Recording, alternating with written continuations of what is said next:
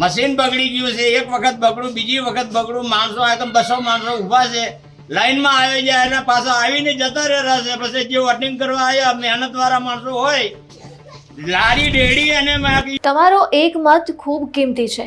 મત આપો, લોકશાહી બચાવોના નારા તો આપણે સાંભળતા જ હોઈએ છીએ, પણ જે નાગરિકને આ તંત્ર અપીલ કરતું હોય છે એ નાગરિક જ્યારે ખરેખરમાં મત આપવા માટે આવે છે ત્યારે નાગરિકની કેટલી કાળજી લેવાય છે. ભારત ભાગ્ય વિધાતા ચોક્કસપણે બનશે, પણ નાગરિકોને હેરાનગતિ કરીને કેવી રીતે આ વાત સંભવ છે? નાગરિકોના સમયની તંત્રને કેટલી કિંમત હોય છે તે તો આપણે સ્પષ્ટપણે આ ઘટના પરથી અંદાજો લગાવી શકીએ છીએ. પોતાનો કિંમતી સમય ફાળવી જે નાગરિક મત આપવા માટે આવે છે, શું એ નાગરિક 1 કલાક હેરાન થાય તો બીજી વાર એ મતદાન કરવા આવશે ખરા?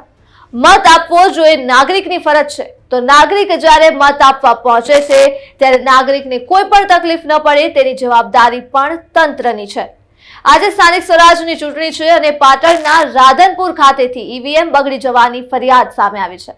રાધનપુર ખાતે આવેલ વોર્ડ નંબર 7માં વિનય વિદ્યાલયમાં ઈવીએમ મશીન બગડી ગયું હતું અને પણ માત્ર 5 કે 10 મિનિટ માટે નહીં, પણ પૂરા 1 કલાક સુધી ઈવીએમ મશીન બંધ રહ્યું હતું અને તે પણ સતત 2 વાર આ ઈવીએમ મશીન બગાડ્યું હતું, જેથી મત આપી પોતાની ફરજ નિભાવવા માટે આવનાર તમામ નાગરિકો રોષે ભરાયા હતા.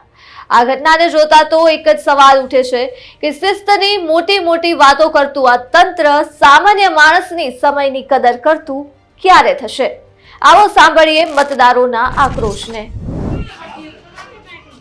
સર ભાઈ ઈવીએમ ખોટો એ વિશે તમે શું કહેવા માંગો?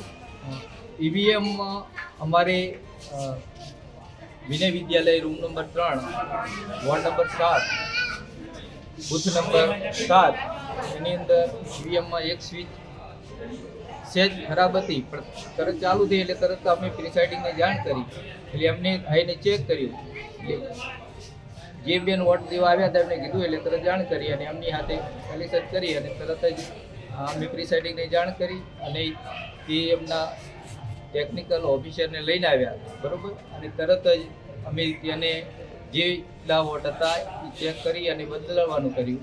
અને પછી બીજું તે ઈવીએમ બીયુસીયુ લાવ્યા, પણ તે બરાબર અમે ચાલુ નહોતું કર્યું, પણ મોકપોલ ચાલુ કરતા હતા એટલે અમને યોગ્ય અવાજ ન આવતા અમે એને કીધું કે બીજું લાવો, એટલે બીજું લેવા ગયા છે. આપણું નામ સર? મારું નામ રાઠોડ પછી વીરાવ.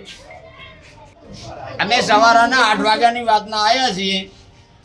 મશીન બગડી ગયું છે, એક વખત બગડું, બીજી વખત બગડું, માણસો એકદમ 200 માણસો ઊભા છે, લાઈનમાં આવી જાય અને પાછા આવીને જતા રહ્યા છે. પછી જે વોટિંગ કરવા આવ્યા મહેનત વાળા માણસો હોય, લારી ડેડી અને બંધુ બંધન કરીને અહીંયા આવીને વોટિંગ કરવા આવે છે અને અહીંયા આવીને મશીન બગડી જાય તો માણસ પાછા ફરી ફરી કેટલી વખત આવે ને જાય. બીજો સવાલ એ કે અમે જગતનું કરીને ઇન્ડિયાનું કરીને અમે વોટિંગ કરવા આવીએ છીએ તો અમારું વોટિંગ કાયદેસર થવું પડે, મશીનું બગડવી ના જોઈએ, કોઈ માણસ પબ્લિક હેરાન ના થવી જોઈએ અને કાયદેસર વોટિંગ બનવું જોઈએ. શું નામ તમારું? અને અમારી સમાજ છે કે ગમે તે હોય પણ જે વોટિંગ કોઈનું બગડવું ના જોઈએ, કાયદેસર આવી અને વોટિંગ થતું હોય એ રીતે લાઈનમાં ઉભા રહીને વોટિંગ કરવા આવે છે તો એને હેરાન ના કરવા જોઈએ, મશીન ના બગડવું જોઈએ, કાયદેસર આવીને વોટિંગ ના માણસ ટાઈમ બદલે બગાડીને અહીંયા આવે છે. શું નામ તમારું? ધંધો બગાડીને અહીંયા આવે છે, દેશનું ભલું કરવા માટે અહીંયા આવે છે. મારું નામ જગદીશભાઈ ધારકિયા દેવી પૂજક છે. 7 નંબર વોર્ડના વિનય બૂથની અંદર ઈવીએમ બગડેલ છે. સતત 1 કલાકથી લોકો હેરાન થાય છે, મતદારો જે મતદાન કરવા છે એમની હેરાન પરેશાની વધતી જાય છે. હવે આ તંત્રને હું એવું કહું છું કે જાગૃત થઈ અને ઈવીએમ મશીન બદલી અને મતદારોને મતદાન કરાવો.